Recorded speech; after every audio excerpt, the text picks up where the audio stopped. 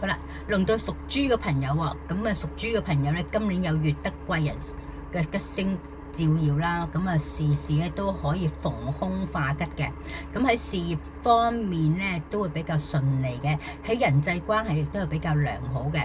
咁啊亦都可以咁講話，今年亦都可以咁講話多姿多彩嘅一年啦。但係因為咧受到去年沖太歲嘅影響啦，所以下半年咧先至慢慢回穩嘅。咁而空星方面咧就有呢一個小耗啦、死符啦同埋劫煞嘅。咁亦都可以咁講話少少影響家宅啦。咁再加上小耗啦，咁即是話會有一啲嘅金錢啊少少嘅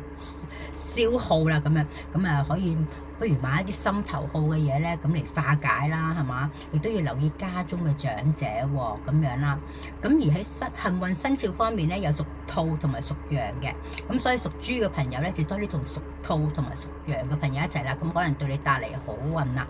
咁而喺幸運顏色方面咧，就要帶藍色啦，同埋紅色嘅，亦都綠色嘅。咁啊喺水晶方面可以帶一啲瑪瑙啊，亦都可以帶一啲嘅